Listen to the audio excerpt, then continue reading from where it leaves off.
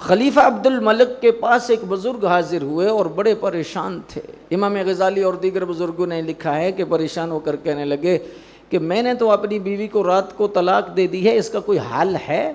کہا جی کیا جملہ کہا ہے؟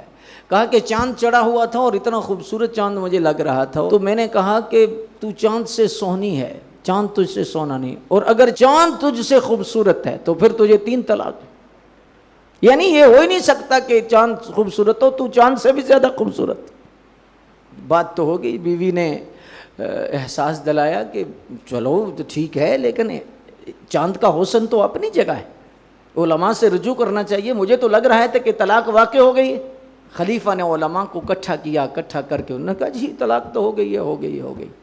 امام اعظم ابو حنیفہ کے شاگرد کونے میں بیٹھے تھے، آپ نے فرمایا طلاق نہیں ہوئی۔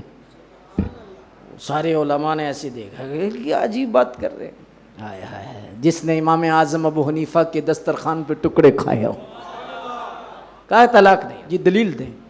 آپ نے یہ آیت پڑھی، لَقَدْ خَلَقْنَا الْإِنسَانَ فِي أَحْسَنِ تَقْوِيمٍ، کہ اللہ نے فیصلہ کیا ہے کہ پوری کائنات میں ہر مخلوق سے سونا انسان ہے، تو چاند بھی تو مخلوق ہے، تو چاند سے سونا ہر انسان ہے۔ آپ نے فرمایا طلاق نہیں ہوئی۔ علماء نے کہا اللہ ان کا بھلا کرے۔